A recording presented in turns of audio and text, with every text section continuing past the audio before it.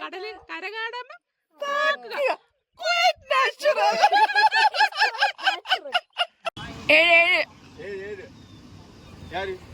ഞാൻ വാങ്ങിച്ചില്ല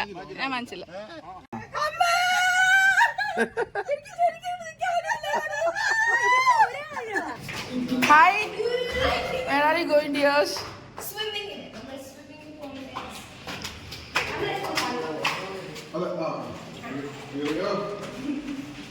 സൈറ്റ മുണ്ട് കൊടുത്ത് സ്വിമ്മിംഗ് പൂളിലേക്ക് വരുന്നു. ഇതിപ്പോ ഞാൻ തന്നെ കിടക്കുമ്പോ വെള്ളം വെളി വരുമല്ലോ.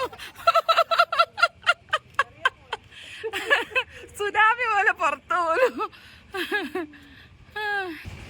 ഭംഗിയുള്ള സ്ഥലങ്ങൾ, ചെറിയ തണുപ്പ്. Green mounts. ലിപ്സ്റ്റിക് എടുത്ത് സ്വിമ്മിംഗ് പൂളിൽ വന്നിരിക്കുന്നുണ്ട് ദിയാക്കുട്ടനും നിതിമോളും.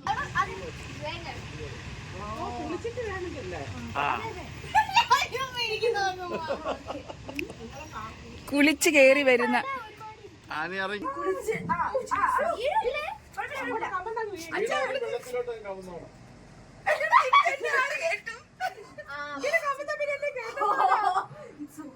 നിന്നാ മതി, കിടക്കണ്ട.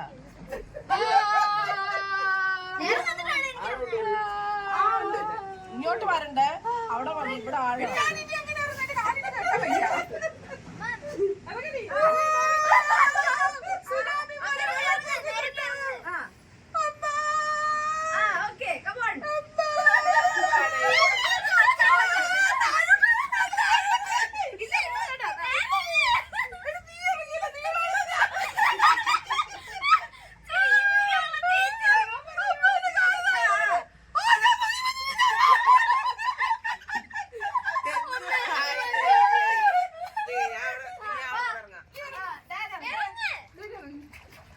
പതുക്കെ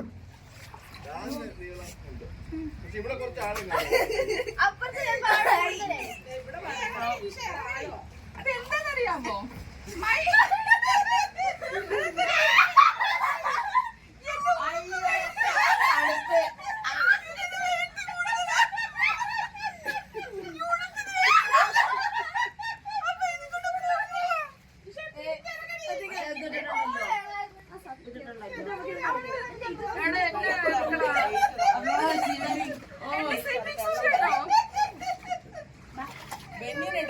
നീ എന്ത് പാരച്ചിട്ട് ഇറങ്ങി?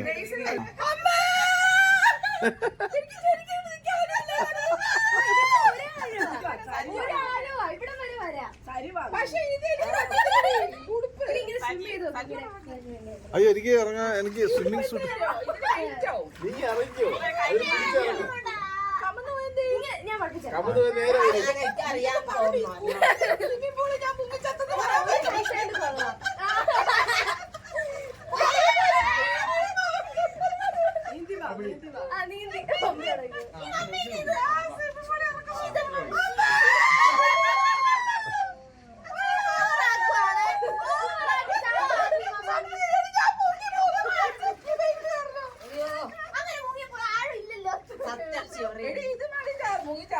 അറിയോ?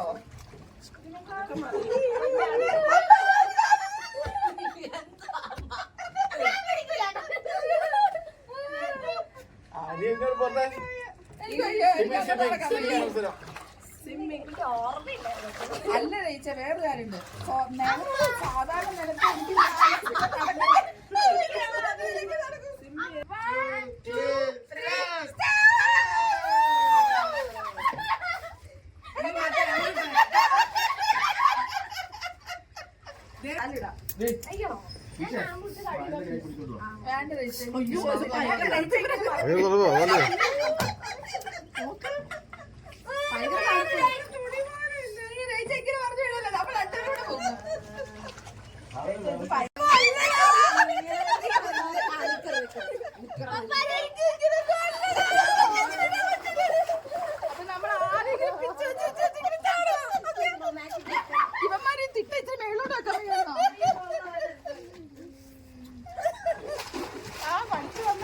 നീ എപ്പോഴും അലർട്ടായിട്ട് നിൽക്കണം.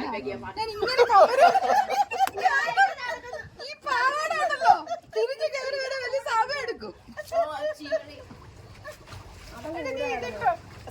ഒരു ചുരിദാറിന്റെ ഇതാണ് പിടിക്കണേ ടൈറ്റ് പാന്റ്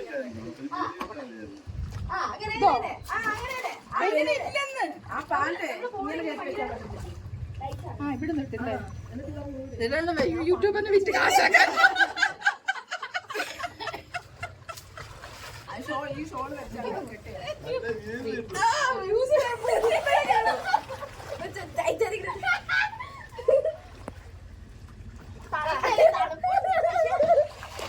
അയ്യാ അയ്യാ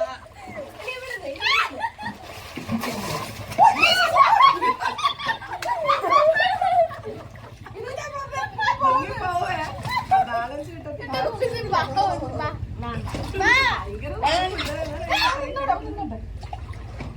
നമ്മൾ പണ്ട് വീഗാലാൻഡിൽ പോയപ്പോഴേ മറ്റേ റൈഡ് കയറി കയറിയിട്ട് ഞാൻ ഇങ്ങനെ വരുമോ ഇങ്ങനെ മറന്നല്ലേ വരുന്നേ കാരണം ആ റൈഡിൽ ഇങ്ങനല്ലേ വീഴുന്നേ പക്ഷെ അത് കാല് പൊക്കി വെച്ച് നേരെ വീണിട്ട് നിക്കണം ഞാൻ ഇങ്ങനെ വന്നപ്പോ ഇങ്ങനെ അങ്ങ് വീണ് ഈ വെള്ളത്തിനകത്തോട്ട് തല കുത്തി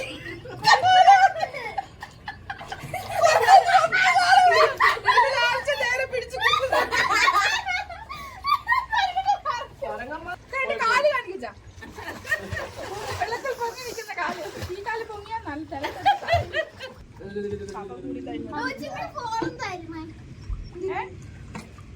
വെള്ളത്തിട്ട് മുക്കി കൊടുക്കാം ഇന്നലെ അത് ഓട വീഴാന്ന് തുടങ്ങി ഇന്ന് വെള്ളത്തിൽ വീഴും നീ മുങ്ങ് മുങ്ങട്ടെ റെഡി 1 2 3 സ്റ്റാർട്ട്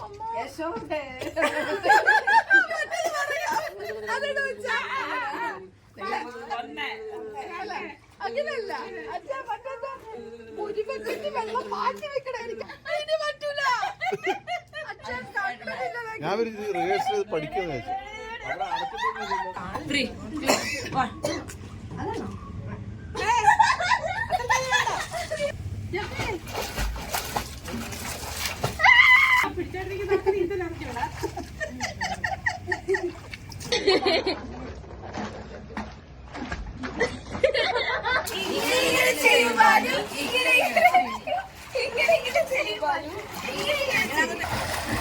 അയ്യോ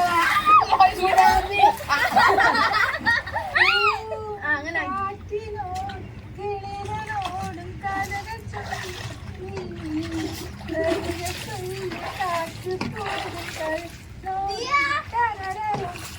ഇറങ്ങുമ്പോഴേ എന്നൊക്കെ പറയുന്ന ഒരേ റീസൺ നമ്മുടെ ഡ്രസ്സാണ് അതുകൊണ്ട് നമുക്ക് ശരിക്കും പറഞ്ഞാൽ നീന്താനൊക്കെ പാടാം ഇത് ഭയങ്കര വെയിറ്റോ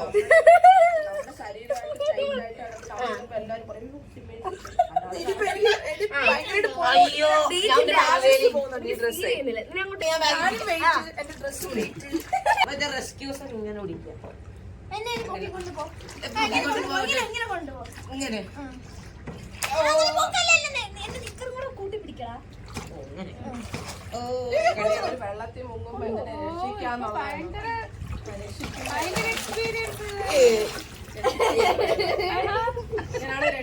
വെയിറ്റ് ഇല്ല Every night in my dream.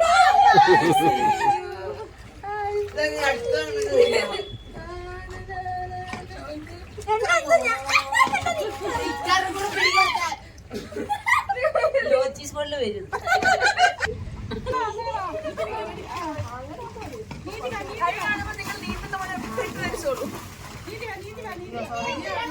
തല ഇങ്ങനെ കൂടെ ആക്കണം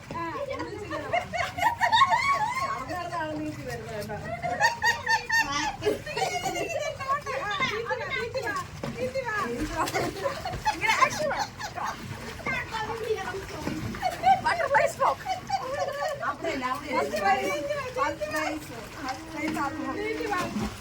കുറച്ച് എഴുപത് തലയുണ്ടല്ലോ ഇങ്ങനെ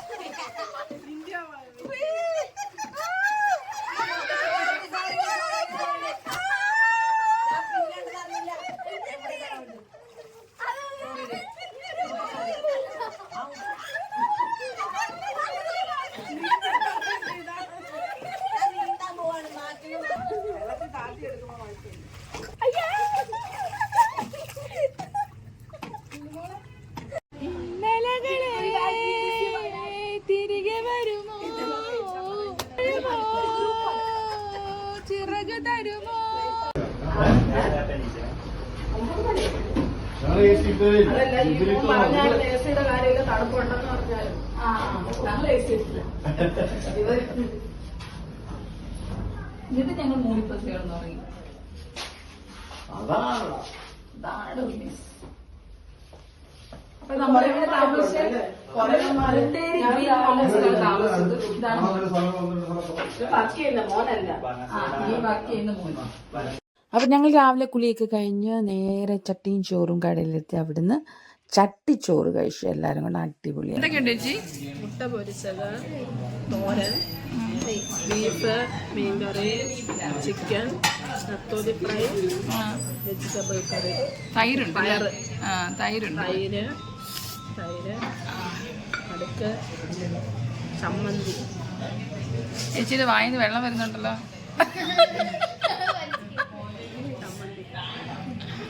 എസ്തറ്റിക് എടുക്കുകയാണ് ഞങ്ങള്. നമ്മൾ പിന്നെ എസ്തറ്റിക് ഒന്നുമില്ല, എടുക്കുന്നു ഇടുന്നു. അത് മീൽസ്. സൈമൺ ചാൻ ഒന്ന് റേച്ച ഒന്ന് ബാക്കിലേക്ക് ഇരിക്കും.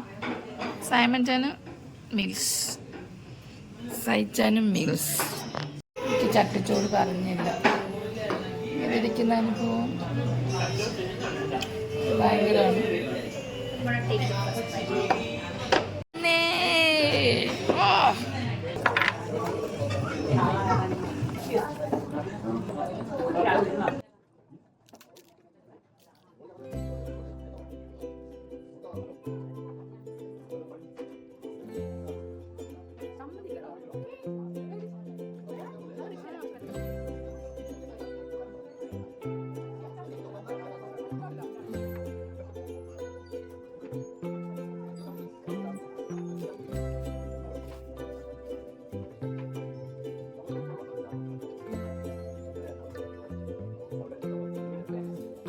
അങ്ങോട്ട് ഉച്ചയൂണ് കഴിഞ്ഞിട്ട് ഞങ്ങൾ നേരെ ബാണാസുര ഡാമാണ് കാണാൻ പോയത്. അപ്പോൾ സൈഡിൽ തന്നെ അതിൻ്റെ നിർദ്ദേശങ്ങൾ കൊടുത്തിട്ടുണ്ട്. 9 തൊട്ട് 5:30 വരെയാണ് ടൈമിങ്. നല്ല ചൂടുണ്ടെങ്കിലും അത് അനുഭവപ്പെട്ടില്ല. നല്ല പ്രകൃതി രമണീയമായ സ്ഥലമായിരുന്നു. ബോട്ടിംഗ് ഒക്കെ ഉണ്ടെന്ന് പറയുന്നു, പക്ഷേ ഞങ്ങൾക്ക് ഒന്നും കയറാൻ പറ്റിയില്ല. കാരണം 1 ഡേ ഞങ്ങളുടെ കയ്യിലുണ്ടായിരുന്നുള്ളൂ. അപ്പോൾ ഞങ്ങൾ പെട്ടെന്ന് ഓടിച്ച് കണ്ടിട്ട് ഇറങ്ങുകയായിരുന്നു ചെയ്തു. എല്ലാവരും തൊപ്പിയിൽ. ഓക്കെ,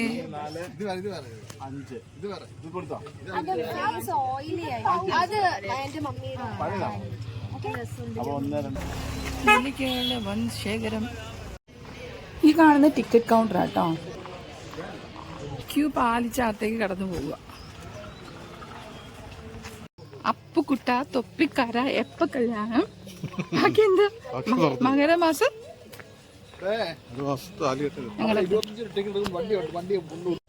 അകത്തൊരു കൗണ്ടർ കാണുന്നില്ല. അവിടെ നമ്മൾ 25 രൂപ എടുത്ത ടിക്കറ്റ് എടുത്ത് അവിടുന്ന് വണ്ടി വന്ന് കൊണ്ടുപോട്ടോ. വണ്ടിക്ക് കാത്തിരിപ്പ് കേന്ദ്രങ്ങളൊക്കെ ഉണ്ടാക്കിയിട്ടിട്ടുണ്ട് അതിന് സൈഡിൽ. എനിക്ക് തോന്നുന്നു ഇങ്ങനെ നമ്മൾ നമ്പർ അനുസരിച്ച് ഇരിക്കണമെന്ന് തോന്നുന്നു അവിടെ.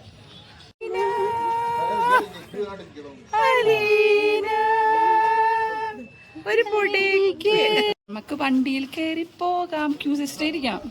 കണ്ട, ആദ്യം സൈമൺസ് ആയിരുന്നു, അത് കഴിഞ്ഞ് സൈച്ചായിരുന്നു. അടുത്ത യൂട്യൂബർ പറഞ്ഞു തുടങ്ങി. അനൗൺസ്മെന്റ് അവിടെ നടക്കുന്നു. 2 ബ്ലോഗേഴ്സിനെ കൊണ്ട് തട്ടിയും മുട്ടിയിട്ടും വയ്യ. ഇത് തന്നെയല്ലേ സൈമൺച്ച കുറച്ചു മുമ്പ് വന്ന് പറഞ്ഞത്? ഇതെന്നാ പറഞ്ഞത്? വണ്ടി ഉണ്ടെന്ന് മാത്രമേ പറഞ്ഞു. ഓ, ബാക്കി അനൗൺസ്മെന്റ് ഉണ്ടായിരുന്നില്ല. Okay, good. അച്ഛാ, അത് കുഞ്ഞുങ്ങൾക്കുള്ള പാർക്കാണോ അച്ഛാ? എന്താ സംഭവം കാണുന്നത്? എത്ര രൂപയായിരുന്നു ചാർജിന്? 25 രൂപ. ഞങ്ങളുടെ വണ്ടി കയറാനുള്ള ക്യൂ. ഞങ്ങൾ ക്യൂ പാലിച്ച് കയറിക്കൊണ്ടേയിരിക്കുന്നു. എൻ്റെ മുമ്പിലിരുന്നത് ഒരു തൊപ്പിക്കാരനാണ്. കണ്ണാടി ധരിച്ചിട്ടുണ്ടായിരുന്നു. അതിൻ്റെ അദ്ദേഹത്തിൻ്റെ കൂടെ ഒരു തൊപ്പി വെച്ച സ്ത്രീയും ഉണ്ടായിരുന്നു. അവർ ഒരുമിച്ച് യാത്ര ചെയ്ത് വന്നവരാണെന്ന് ഞാൻ മനസ്സിലാക്കുന്നു.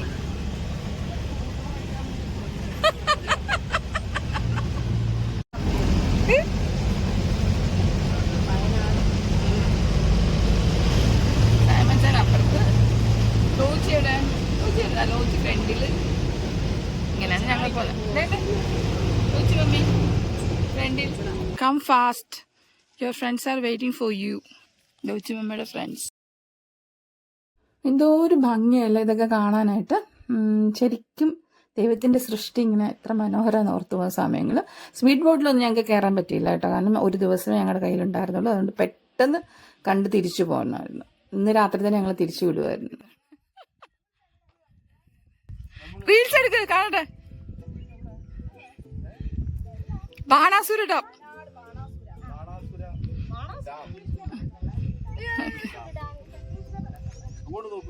ഓ,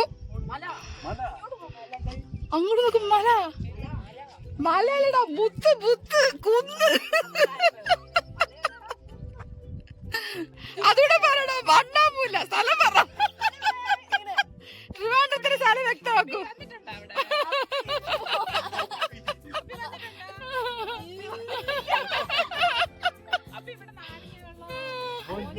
ബോഞ്ചി ബോഞ്ചി.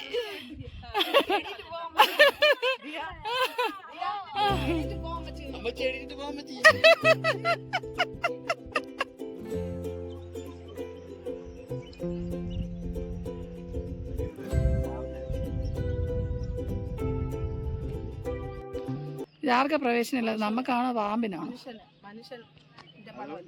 എന്താ ചെയ്ത്? മല വരുമ്പോ പൊക്ക. പിന്നെന്താ താഴ്വരല്ലോ.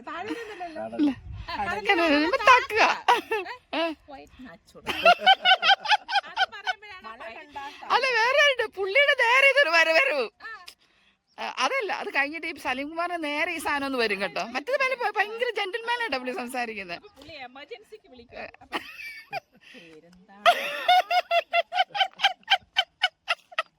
എനിക്കിഷ്ടം അറിയാമോ, ആ പൈലറ്റിന്റെ ആ സ്റ്റാൻഡേർഡ് കളയരുതല്ലോ.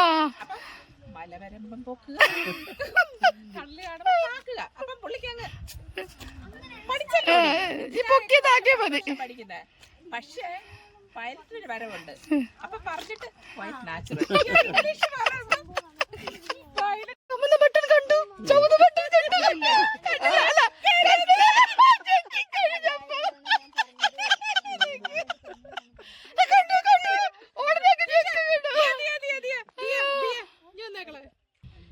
മല കാണുമ്പോ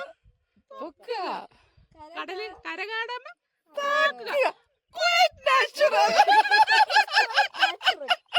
കറക്കി അതും കൂടെ കിട്ടുന്നു.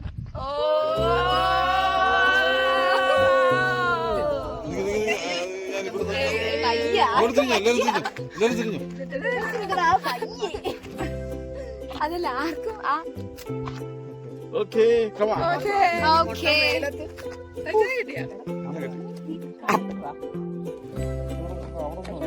മേളിൽ കിട്ടത്തില്ല കേട്ടോ. വീഡിയോ ആണ്. Video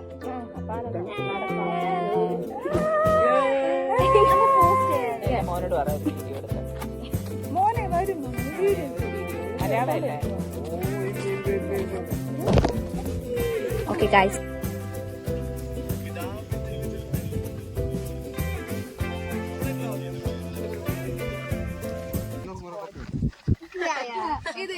the most wanted squad.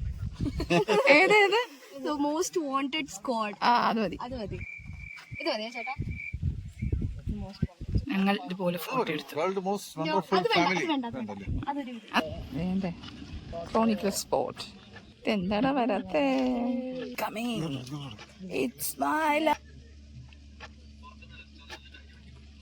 പറയട്ടെ സഞ്ചാരം.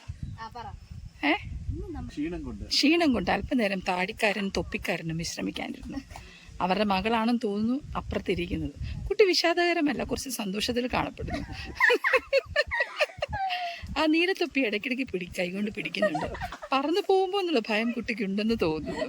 അതിന്റെ ഇപ്പുറത്തിരുന്ന് ചിരിക്കുന്ന കുട്ടി അങ്ങ് അപ്പുറത്ത് ഒരു ചേച്ചി ഇരിപ്പുണ്ട്. എന്തോ ഒരു പ്രശ്നമുണ്ടെന്നാണ് തോന്നുന്നത്. ഒരു ക്യാമറമാനെയും പുള്ളിക്കാരെ കൂടെ കൂട്ടിയിട്ടുണ്ടെന്നാണ് തോന്നുന്നത്. പിന്നെ ഞാൻ വണ്ടിയിൽ കയറിയപ്പോ തൊട്ട് ശ്രദ്ധിക്കുകയാണ്, ഒരു ക്യാമറ വുമനെയും ഇവർ സ്വന്തമായി കൊണ്ടുവന്നിട്ടുണ്ടെന്ന് കരുതുന്നു.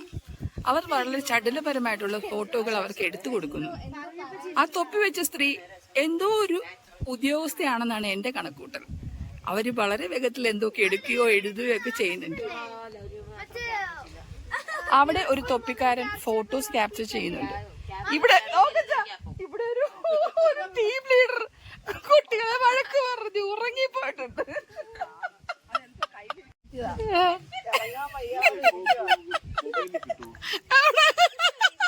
ഫോട്ടോ എടുക്കാൻ ആ എന്തോ ജോലിക്കാരിയാണ്. അവർ ഇതുവരെ അവിടെ നിന്ന് ഇറങ്ങിയിട്ടില്ല. അവരിനി ഇറങ്ങി ഇറങ്ങുന്നത് നിങ്ങൾക്ക് കാണാവുന്നതാണ്.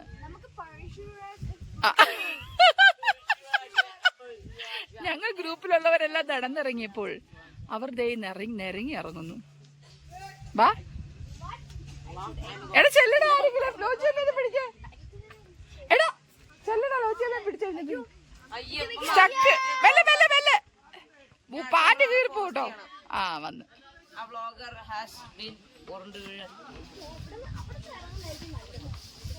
അടുത്ത് ഞങ്ങൾക്ക് പോകാനുള്ള ബസ് വന്നു. പക്ഷെ 16 പേരുള്ളതുകൊണ്ട് 16 പേരിൽ കൂടുതലുള്ളതുകൊണ്ട് നമുക്ക് പോകാൻ പറ്റില്ല. അടുത്ത ബസ് വരുന്നുണ്ട്. പോകുന്നില്ല. അപ്പോൾ വെയിറ്റിംഗ്.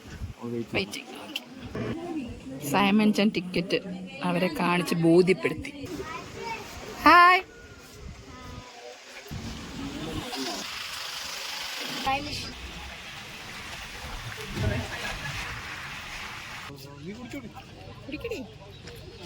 അത് വായിക്കത്തു കുടിക്കൂ. കൊണ്ടുവരുന്നേ ഉള്ളൂ.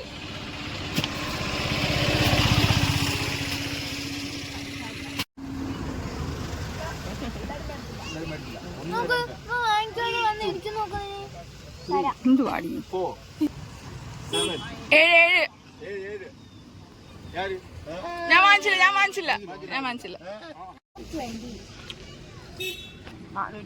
തേങ്ങയായി.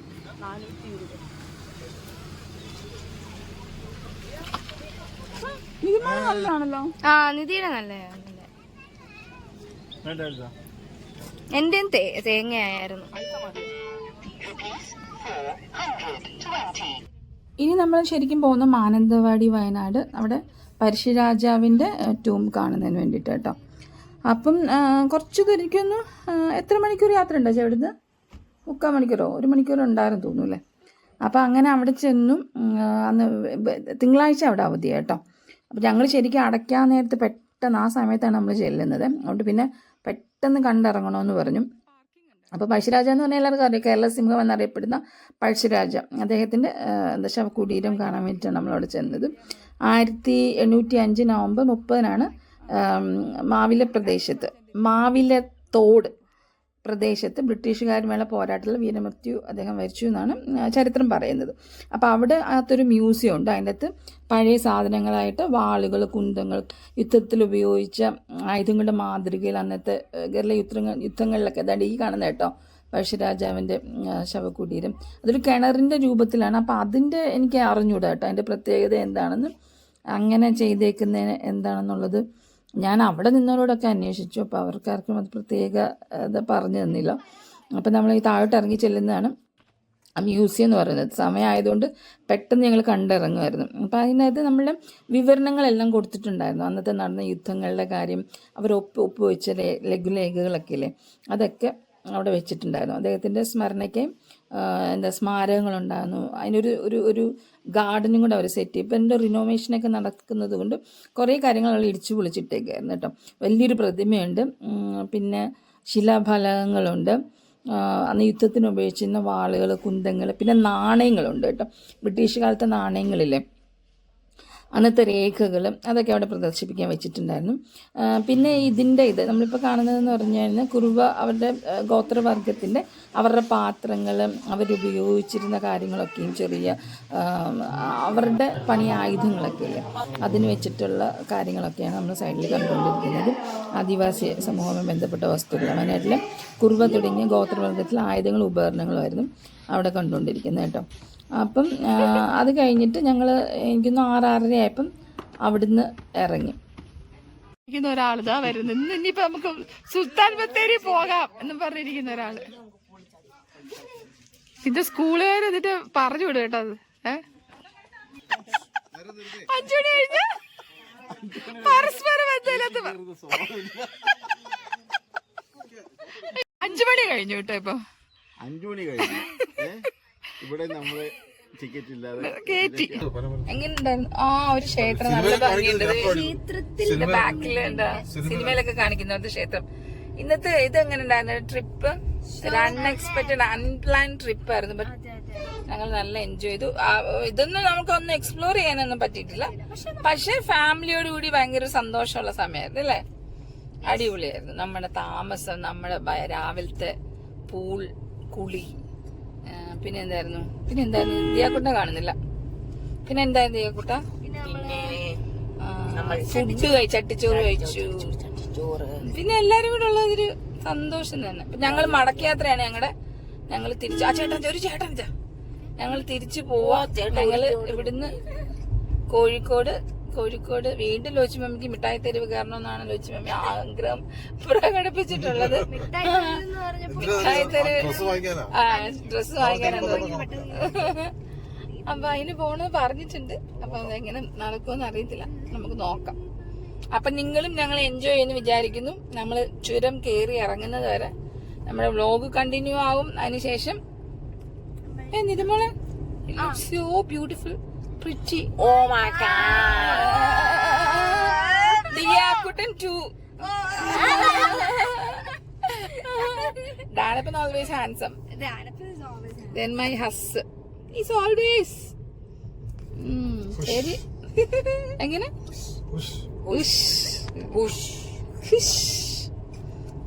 ഞാൻ കാണിക്കാം. അങ്ങോട്ട് സൈമൺ ചാന്റെ ഫ്രണ്ട്,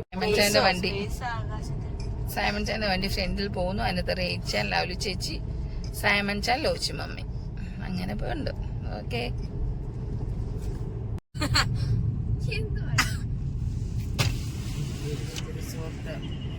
റിസോർട്ടാണ്.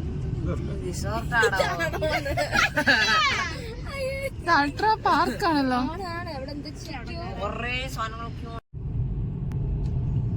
നമ്മള് കണ്ടില്ല അഡ്വഞ്ചർ പാർക്കൊക്കെ.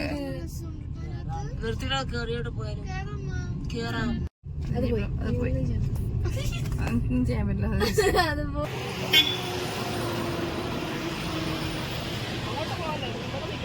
എനിക്ക് അല്ലത്തന്നെ തല ഇറങ്ങുന്നത്. അപ്പൊ ഇതുകൂടെ കണ്ടിട്ട് ഇവിടെ ഇറങ്ങിയല്ലേ, ഒന്നും കാണുന്നില്ല.